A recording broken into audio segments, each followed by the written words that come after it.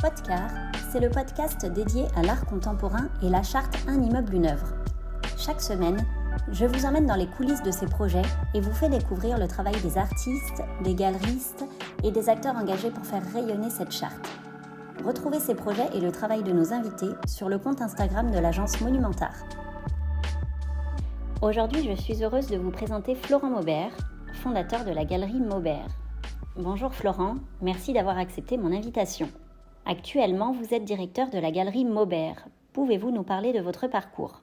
Oui, alors j'ai un parcours assez singulier parce que j'ai fait des études d'ingénierie, donc c'est assez atypique pour un galériste. De ma famille en fait, j'ai été assez tôt introduit dans l'art contemporain et dans l'art en général puisque ma maman est peintre. Donc c'est vrai que j'ai toujours eu aussi un penchant pour l'art. J'ai travaillé un petit peu dans la finance après donc du coup mes études d'ingénierie, en parallèle aussi pris des cours à l'école du Louvre, et je me suis lancé dans la galerie après avoir écrit 10 ans en fait sur la danse et progressivement aussi sur des corrélations entre la danse et l'art contemporain. Notamment pour des magazines comme Paris Capitale, Danser, le groupe Télérama. Et ensuite, j'ai ouvert la galerie en 2010, donc ça fait maintenant plus de 10 ans, qui pour moi était un compromis entre justement la volonté de continuer à travailler sur des écritures, parce que j'ai beaucoup travaillé autour d'expositions collectives au départ, mes envies et aussi mon appétence pour la collection, mes connaissances justement d'institutions, de collectionneurs, mais aussi mes relations avec certains artistes qui se sont construits aussi progressivement grâce à ces expositions collectives. Pourquoi avoir choisi le métier de galeriste ? Alors pourquoi avoir choisi le métier de galeriste ? C'est une bonne question. Pour moi, c'était avant tout l'idée de travailler dans l'art contemporain. J'ai toujours aussi eu la volonté d'essayer d'exceller dans ce que je faisais. Alors je ne sentais pas la volonté d'être artiste. Voilà, je voulais pas spécialement travailler dans les institutions. Je voulais mettre en rapport les personnes, justement les artistes, les institutions. Je me sentais bon là-dedans. Donc c'est vraiment la seule raison qui m'a amené à faire ça. Et pas une volonté précise d'un métier précis parce que je ne connaissais pas spécialement ce métier. Quelle est la ligne artistique de votre galerie et comment découvrez-vous ces artistes ? Alors la ligne artistique, c'est un mot assez complexe parce que pour moi, je ne l'ai pas vue comme ça au départ. Je pense qu'elle s'est imposée au fur et à mesure que les artistes se sont présentés à moi ou que j'ai découvert certains artistes. Il y a des artistes vraiment tout premiers où je m'intéressais aussi vraiment à la jeune création, par exemple comme Sarah Favrio. Je la revois en train de m'apporter ses dessins à la galerie qu'elle avait jamais montré parce qu'elle était vraiment elle montrait surtout de la sculpture à ce moment-là, donc elle sortait des Beaux-Arts de Paris quasiment. Mais aussi mes recherches aussi qui m'ont amené à découvrir certains artistes en regardant ce que collectionnaient les musées, ce que montraient les centres d'art, les amis des artistes aussi. Pour moi, j'ai toujours eu l'impression qu'un bon artiste ne pouvait être ami qu'avec un autre bon artiste pour partager justement des choses autour de leur démarche et des choses en profondeur. Donc voilà, donc j'ai commencé à chercher ces artistes de cette façon-là et effectivement agrandi progressivement l'écurie de la galerie. Et aujourd'hui, je pense qu'on peut effectivement en déduire une certaine ligne, alors qui est peut-être autour de cette idée de travailler autour de la trace, qu'elle soit dans le temps ou dans l'espace, des choses plus autour du temps, du mouvement, parce qu'il y a vraiment les artistes qui mêlent aussi des pratiques performatives m'intéressent beaucoup. Alors je pense que c'est aussi mon rapport à la danse qui veut ça. Voilà, des artistes aussi qui travaillent sur les idées de recherche aussi fondamentales entre l'usage et aussi nos usages. Je pense par exemple à Nathalie Lémento qui met en avant ce travail-là. Voilà, la sculpture d'usage en général, c'est quelque chose qui est assez présent dans la galerie, avec Gabrielle Conil de Bessac par exemple, Nathalie Lémento et bien d'autres, on va dire ponctuellement dans leurs travaux. et bien sûr donc les pratiques performatives, puisque je m'intéresse toujours à la danse. À côté de la galerie, j'ai la volonté de proposer, de mettre en relation des danseurs et des plasticiens. Alors ça se concrétise sous différents angles, notamment des expositions qui mêlent des chorégraphes et des plasticiens. Alors par exemple, des chorégraphes qui vont faire des œuvres plastiques, comme William Forsythe par exemple, avec ses chorégraphic objects. Ou bien des artistes qui s'intéressent au corps, à la façon de travailler avec des danseurs, par exemple Agnès Geoffrey, qui est une artiste de la galerie, mais qui est aussi assez importante dans cette idée-là. Et en ce moment, j'ai ouvert une exposition donc, au FRAC Franche-Comté, dont je suis le co-commissaire avec Sylvie Zavata. Et c'est la deuxième exposition autour de ces thèmes qui mélangent danseurs et plasticiens, qui s'appelle Danser sur un volcan, qui durera jusqu'à fin septembre 2021 et qui est autour des puissances qui agissent sur le corps, des puissances externes. Donc on pense à la gravité, par exemple, la façon dont le poids va agir sur le corps, et pour un danseur, mais aussi pour des plasticiens, mais aussi l'autre, le contact de l'autre, le regard de l'autre, par exemple en lien avec des courants historiques comme la danse contact de Steve Paxton. Justement, je crois que vous êtes aussi très proche du monde de la danse. Oui, donc la danse a toujours été quelque chose de très important pour moi. Alors aujourd'hui, même si je pratique très peu, c'est vrai que j'ai une pratique assez importante, on va dire jusqu'à mes 20 ans, et puis progressivement aussi, les choses ont mûri.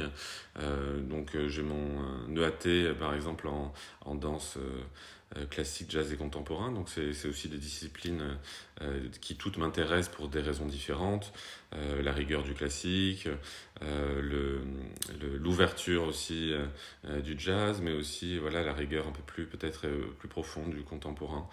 Toutes ces disciplines m'intéressent et ont nourri aussi, je pense, mon parcours et deux, mes intérêts aujourd'hui pour regarder vraiment dans l'histoire de l'art, dans l'histoire de la danse, pourquoi des artistes se sont rencontrés, comment ont pu évoluer leur démarche. Je pense par exemple à la Judson dans les années 60 aux États-Unis, voilà, des artistes, des chorégraphes qui déjeunaient avec des plasticiens et qui avaient des idées de créer, de co-créer des choses. Et voilà, cet esprit-là est toujours latent chez certains artistes, et voilà, c'est quelque chose que j'aimerais développer à l'avenir. Alors j'ai plein d'idées parce que l'histoire de l'art nous a fourni plein d'idées. J'ai écrit notamment des articles autour de la façon dont Picasso, par exemple, était si bon peintre et sculpteur, certainement à cause de la danse. Alors, l'histoire de la danse, il était marié à une danseuse, des ballets russes, mais aussi ses rencontres avec les danseurs qui ont nourri son dessin. Quand il voyait à Monte-Carlo les danseurs à la barre, par exemple, c'est quelque chose, on voit son dessin complètement changer à ce moment-là. Et ensuite, il a été photographié par John Milly dans les années, fin des années 30, 40, et qui montre à quel point, justement, en dessinant dans l'espace, Picasso dessinant des sphères, et c'est assez proche de théories de la danse comme les kinésphères par exemple de Laban. Voilà, donc on voit que finalement Picasso était danseur, et donc l'idée ce serait de nourrir une expo d'artistes contemporains autour de l'exploration de l'espace par la main. Voilà, on revoit des performances de Neumann par exemple où il décrit des carrés au sol et où sa démarche justement est contrainte par des lignes dans l'espace. Voilà, ou à plein d'autres artistes contemporains et même des très jeunes artistes. Dans le cadre de votre fonction de galeriste, vous avez été amené, avec les artistes que vous représentez, à intervenir dans des projets de la charte Un immeuble, une œuvre. Est-ce que vous pouvez nous parler un petit peu des projets que vous avez réalisés ? Oui, alors depuis en fait la création de la charte Un immeuble, une œuvre, je me suis penché sur ces projets parce que déjà il permettait à certains artistes d'avoir des projets d'ampleur, notamment des projets en extérieur, qui sont toujours des projets très compliqués à cause des problématiques de rester de pérennité et de rester sur le long terme, mais aussi de sécurité. Et d'un point de vue plus optimiste, on va dire, et plus intéressant, de travailler de la circulation du public, mais aussi leur usage. Et notamment, je pense à un projet, ou deux projets même que j'ai fait avec Nathalie Manteau, un pour Marignan, de Porogic qui sont vraiment autour de l'usage des gens. Ce sont des projets où on peut s'asseoir, poser un verre, créer une agora pour que les gens se rencontrent, pour se donner un rendez-vous quelque part. Voilà, pour utiliser la sculpture, qu'elle ne soit pas simplement posée sur un socle de manière classique. Voilà. Ça m'intéresse beaucoup moins dans la façon dont je travaille justement sur mes projets avec les artistes et avec la charte Un immeuble, une œuvre. Ce qui m'intéresse aussi, ce sont des projets qui sont souvent réalisés vraiment dès le départ. Je pense à des projets avec Emmerich par exemple, où les projets sont vus quasiment 3 ans à l'avance. Et qui justement permettent de rentrer dans la phase de création dès le départ et avec les architectes et avec les promoteurs.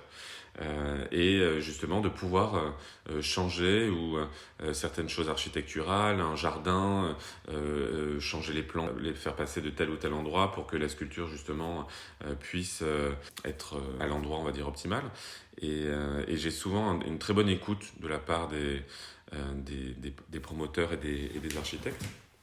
Et ça permet vraiment de développer un projet depuis le départ et de manière, on va dire, beaucoup plus précise dans la démarche de l'artiste aussi, parce que j'ai pas toujours une réponse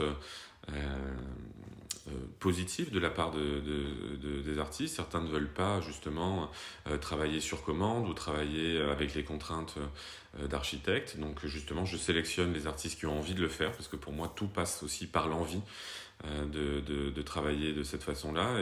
Et une fois qu'il y a eu cette envie et qu'elle est partagée de l'autre côté, parce que signer la charte Un immeuble, une œuvre pour un promoteur, c'est aussi affirmer cette envie d'avoir envie de travailler avec la création contemporaine et donc les choses qui se font et non pas les choses qui sont statiques. Voilà, donc c'est pour moi vraiment très important cette envie de collaborer. Voilà. Et la collaboration n'est pas toujours voulu des deux côtés, donc il faut avoir envie de le faire. Et pour moi, c'est vraiment le pilier de cette charte. Alors justement, est-ce que vous pouvez nous parler un petit peu de ces projets de Nathalie Elemento ? On peut parler de chacun des projets. Alors Nathalie a effectivement fait plusieurs projets pour sa charte. Elle a travaillé depuis très longtemps avec des architectes, Dominique Perrault par exemple, sur des choses de très grande ampleur. Donc il y a eu cette pièce de Marignan qui était vraiment autour de l'usage, mais aussi une pièce Porogic qui s'appelle Le bain d'oiseau, qui est assez intéressante parce que justement en fonction des contraintes qui ont eu lieu des deux côtés, la pièce a beaucoup évolué. Elle a permis à Nathalie de travailler des pièces en corian, en extérieur, donc qui est une matière assez belle et assez noble et assez contemporaine. C'était la première fois qu'elle le faisait pour l'extérieur. Elle a beaucoup utilisé pour l'intérieur, notamment ces pièces en corian autour du braille, parce qu'elle voulait développer le toucher, et le corian, c'est vrai, a une texture qui est assez intéressante au toucher. Et ce bain d'oiseau, effectivement, au début, c'était une fontaine, mais en fonction des contraintes, parce que l'eau ne devait pas être stagnante, parce qu'il y a des nouvelles normes contre, justement, pour les moustiques, par exemple, où l'eau stagnante favorisait le développement des moustiques. Donc, la pièce est successivement devenue fontaine, bain d'oiseau, mais voilà, et évoque cette idée de l'eau, justement, par la stagnation. Et Nathalie a beaucoup travaillé autour du pli, notamment dans des sculptures en métal, en papier. Voilà, une série fait partie de la collection du FRAC Provençal Côte d'Azur, acheté il y a 2-3 ans. Et donc cette idée du pli, c'était vraiment l'idée de mettre en relation une posture ou une position mentale. Être plié, on peut le jouer sur différentes notions, on va dire linguistiques. C'est être à plat pour quand une forme est à plat, mais aussi être en forme quand c'est en forme. C'est aussi des états de veille et d'état d'éveil. Et donc Nathalie développe cette idée du pli dans sa sculpture, justement en relation avec nos postures. Ce bain, on peut le voir comme des sortes de fleurs, mais aussi on peut le voir comme des sortes d'assises, mais aussi on peut le voir comme l'idée d'une forme qui s'est figée dans aussi la blancheur de cette matière, hein, du corian, et qui, par ces petits pointillés, évoque le pli ou justement la possibilité de se mettre en mouvement, donc de croître aussi pour la plante, de se mettre en mouvement pour accueillir ces oiseaux, pour développer nos propres usages.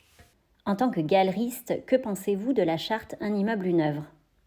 Alors, pour moi, la charte Un immeuble, une œuvre, ça a été quelque chose de très positif pour la création, puisqu'elle a développé vraiment de nombreux projets. Et je pense que les promoteurs ne le voient pas spécialement comme une obligation, justement, de mettre dans chacune de leurs réalisations l'œuvre d'un artiste contemporain, mais qu'ils le voient vraiment comme la possibilité de travailler avec un artiste, de développer sa démarche, d'intégrer une œuvre dont ils seront fiers à la fin, dans la finalité de l'architecture et du développement promotionnel, de dire justement, vous êtes dans l'immeuble Elemento, vous êtes dans l'immeuble Buren, puisque je sais voilà, qu'il y a eu des projets avec Buren. Voilà, je pense que c'est aussi une fierté de se dire qu'on développe aussi en France un projet avec des privés qui aussi est à mettre en parallèle des 1% ou des projets développés aussi par l'État. Qui aussi permet aux artistes de s'attaquer, on va dire, à la sphère publique, à se mettre en danger, parce que ce sont des créations souvent très différentes de ce qu'ils font pour des musées ou pour des centres d'art, mais aussi rester honnête, ne pas justement proposer des choses faciles, commerciales, ou qui seraient différentes de leur démarche habituelle.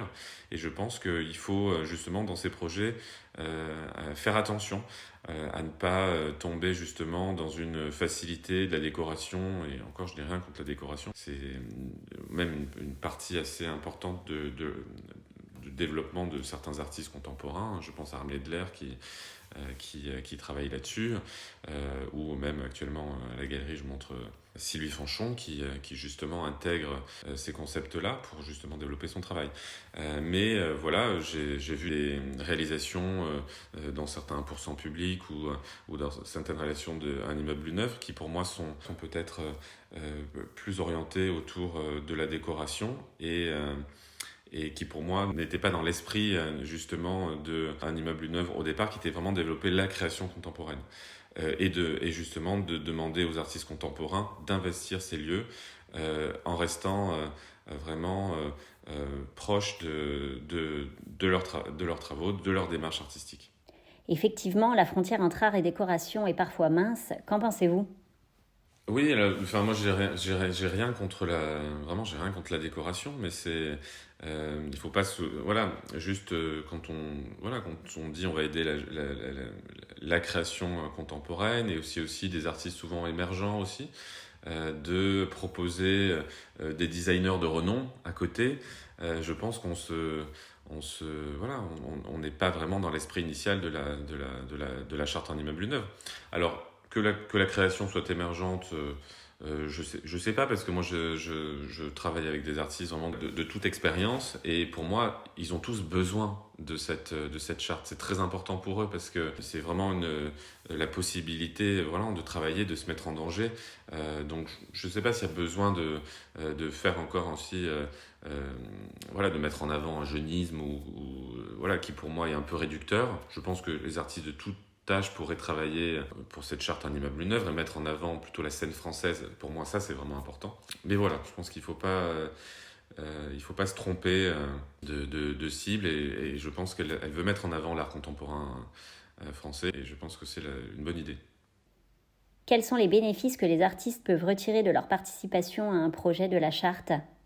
Alors, il y a différents bénéfices, je pense, que les artistes peuvent retirer de cette participation au projet Un immeuble une œuvre. Le premier, c'est déjà de travailler. Les projets de 1% public sont souvent assez longs, les dossiers fastidieux, les jurys, une grande, on va dire, concurrence. De rajouter des nouveaux projets privés grâce à la charte Un immeuble une œuvre, c'est vraiment quelque chose de très bénéfique pour eux. Voilà, pour les faire travailler financièrement, je pense que c'est assez important, et aussi surtout je pense que c'est une façon de développer des nouveaux projets, de s'intéresser à la réalisation in situ, de s'intéresser aussi au rapport à l'architecture, de se mettre en danger et d'avoir un nouveau regard sur leur propre démarche. Et je pense que ça a permis à de nombreux artistes justement d'aller dans des directions auxquelles ils n'auraient pas pensé initialement, et qui pour vraiment, je pense, développer leur démarche et leurs travaux. D'après vous, pourquoi est-ce si important d'incorporer l'art dans nos vies quotidiennes, dans des espaces où l'on ne l'attend pas? Alors, l'art dans nos vies quotidiennes, je pense que c'est très important. Et puis on le voit aujourd'hui quand on est parfois confiné chez soi, d'avoir une œuvre en face de soi qu'on voit régulièrement et qui nous amène justement à réfléchir à la démarche de l'artiste et pourquoi un artiste a pu faire ce genre de choses. Je pense que c'est une ouverture qui est indispensable pour nous. Elle peut nous amener aussi à réfléchir, à les creuser sur une démarche propre à l'artiste. Je pense à des inaugurations qu'on a fait justement dans des projets à l'immeuble Une œuvre. Les gens de l'immeuble ont pu rencontrer les artistes, ont pu discuter avec eux. Certaines personnes qui n'étaient pas là, je sais, ont contacté les artistes par la suite pour justement essayer de comprendre pourquoi cette œuvre dans leur immeuble. Donc clairement, ça amène les gens à réfléchir, à rencontrer de manière virtuelle ou de manière physique certains artistes. Certains ont eu envie ensuite de suivre ces artistes et d'aller voir leurs expositions. Euh, Par exemple, Nicolas Doban au Palais de Tokyo qui faisait en parallèle une grande installation pour Terreau. Voilà, donc dans tous les cas, c'est une façon voilà, d'accroître l'envie des gens de se sortir justement de leur quotidien, de les amener dans un imaginaire qui est, je pense, indispensable en ce moment. Qu'est-ce que l'art pour vous? Est-ce un moyen de véhiculer des messages? Alors, l'art pour moi, oui, je pense que c'est vraiment un moyen de véhiculer des messages. Alors, les messages peuvent être vraiment de tout ordre. Certains artistes s'intéressent à l'histoire, s'intéressent à la géopolitique, s'intéressent à la politique.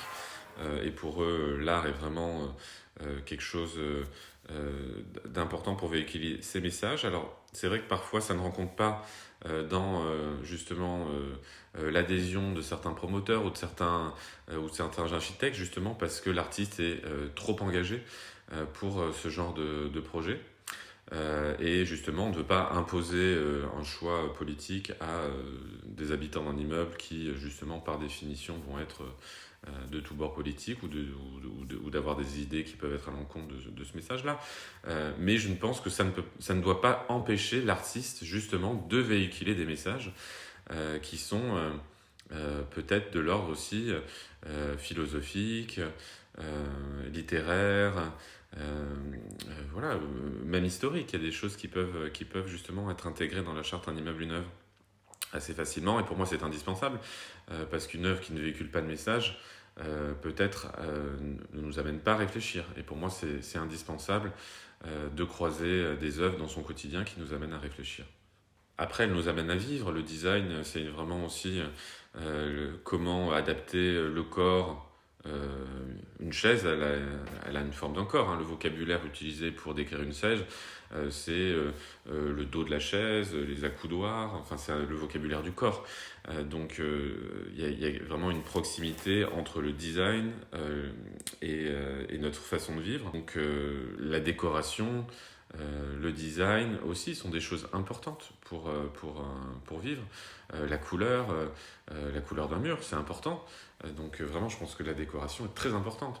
Par exemple, Nicolas Floch qui développe un travail sur la couleur de l'eau, le monochrome, c'est des choses voilà, qui sont pour moi indispensables. Donc je ne veux vraiment pas contre la décoration. Mais pour moi, cette charte, elle doit mettre en avant l'art contemporain et éviter de garder des budgets qui doivent être alloués justement à des démarches contemporaines pour pallier le fait que on n'a pas d'assises dans un hall ou des lampes dans un hall. Voilà, faut pas se tromper. Quand on a décidé d'aider voilà, l'art contemporain, on aide peut-être ces artistes contemporains et on doit allouer des budgets en plus pour la décoration et pour le design.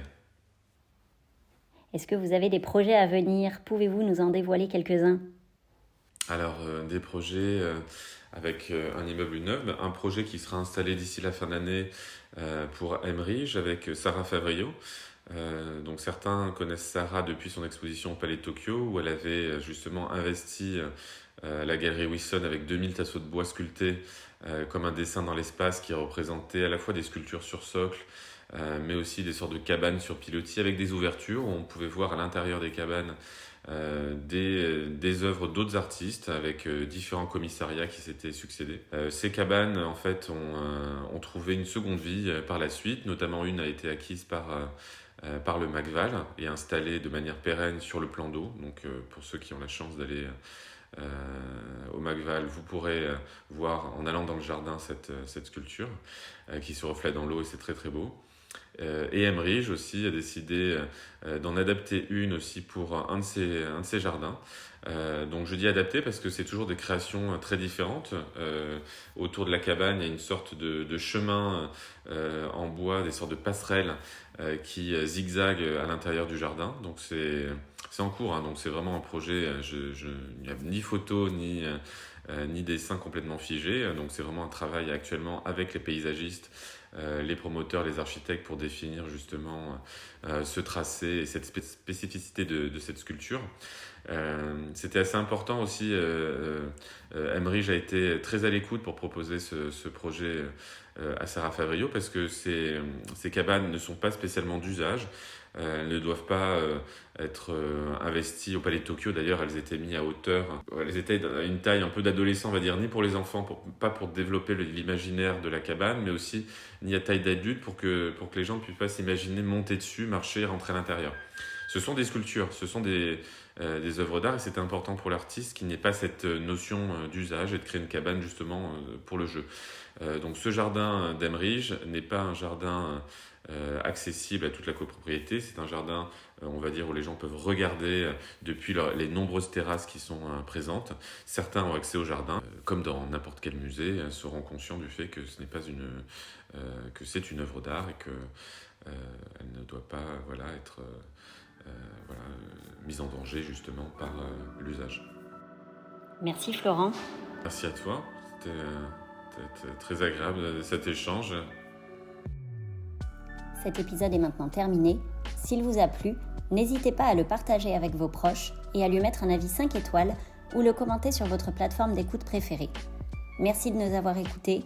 On se retrouve la semaine prochaine avec un nouvel invité et à tout de suite sur le compte Instagram de l'agence Monumentart.